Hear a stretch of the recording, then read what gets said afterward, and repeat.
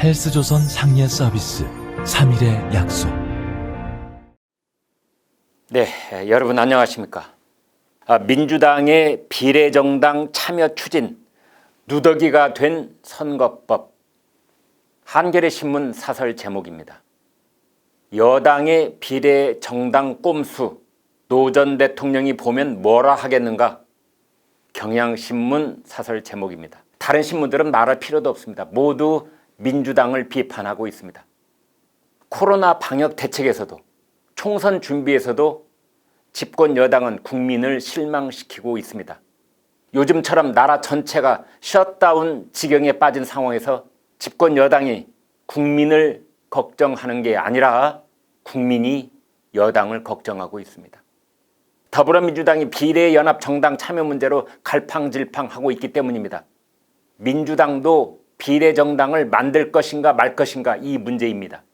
어제 최고위원회를 열어 내린 결론이 전 당원 투표로 결정짓겠다는 것입니다. 이 명분으로 보나 국민 여론으로 보나 가지 말아야 할 길로 걸어가고 있습니다. 이유는 간단합니다. 과반 의석을 확보할 수 있는 길이 안 보이기 때문입니다. 야당 쪽 의석을 뺏어오기 위해서라면 명분이고 여론이고 다 팽개치고 꼼수를 부리겠다는 것입니다. 민주당의 싱크탱크인 민주연구원은 비례연합정당 없이 선거를 치를 경우 민주당은 비례의석이 6석에서 7석, 정의당은 9석, 미래한국당은 최소 25석을 차지할 것으로 내다봤습니다. 이대로 간다면 지역구 의석이 얼마나 나오느냐에 관계없이 미래통합당이 원내 1당이 되는 것은 물론이고 과반수를 확보할 수도 있다는 계산마저 나오는 것입니다. 그러자 민주당은 절박해졌습니다.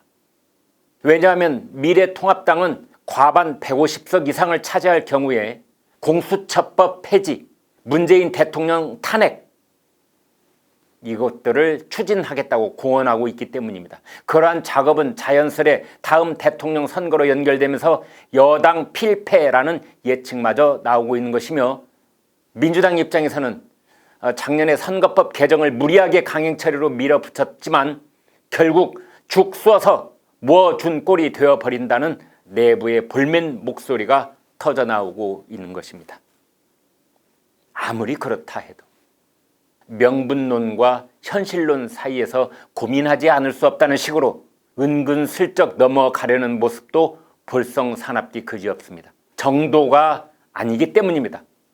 옳은 정치를 꼼수로 달성할 수는 없습니다. 대의와 명분에서 밀리면 급전직하로 추락할 수 있는 게 선거공학입니다. 노무현 전 대통령은 부산에서 낙선할 게 뻔한데도 지역 감정의 벽을 허물기 위해 끊임없이 도전했습니다. 그래서 경향신문은 노 전 대통령이 보면 뭐라 하겠는가라고 꾸짖고 있는 것입니다. 민주당은 미래통합당이 위성정당인 미래한국당을 만들었기 때문에 자신들도 어쩔 수 없다고 해명하고 있지만 이것도 말이 되지 않습니다. 미래통합당은 이미 작년부터 연동형 비례대표 선거법 개정을 반대하면서 여당이 만약 강행한다면 비례대표용 정당을 만들 것이라고 여러 차례 경고했었습니다.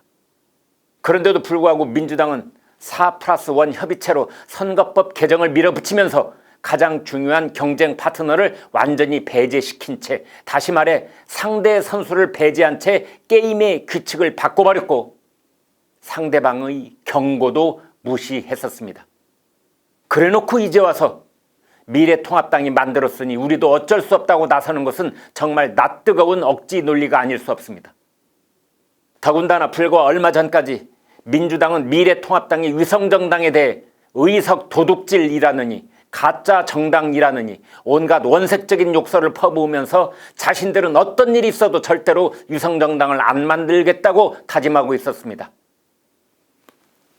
입이 10개여도 할 말이 없어진 민주당 최고 지도부는 비례정당 창당 문제를 전 당원 투표로 결정짓겠다며 슬그머니 비켜가려고 하고 있습니다. 정말 비겁한 태도가 아닐 수 없습니다.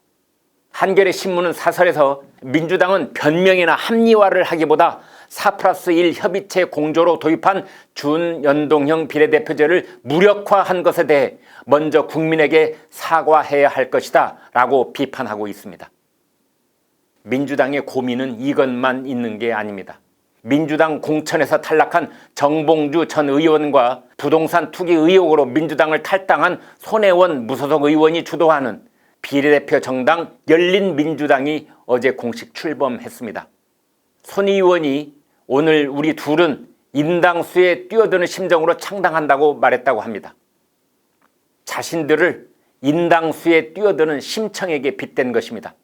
정봉주, 손혜원 두 사람이 나중에 민주당과 어떤 협상을 할지 모르겠지만 그 인당수 비율대로 된다면 손혜원 의원은 민주당에게 반드시 공약미 300석을 내놓으라고 요구할 것입니다.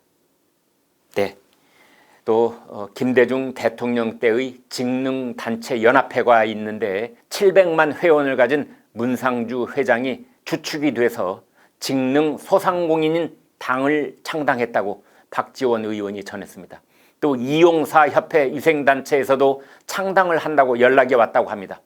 이러한 소수 그룹에게도 의석이 돌아가도록 해서 직능단체의 목소리를 국회에 반영한다는 것이, 이것이 바로 민주당과 4+1 협의체가 선거법 개정을 밀어붙이면서 내세웠던 명분이었습니다.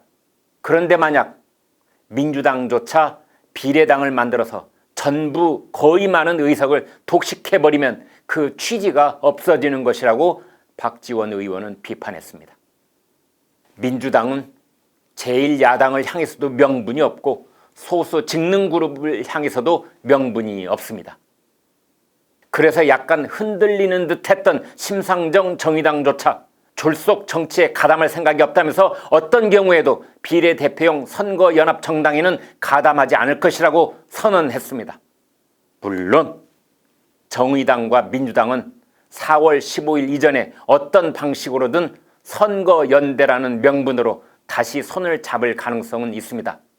그렇다 하더라도 손혜원 의원의 비유처럼 심상정 정의당도 민주당에게 반드시 공약미 300석을 내놓으라고 할 것입니다.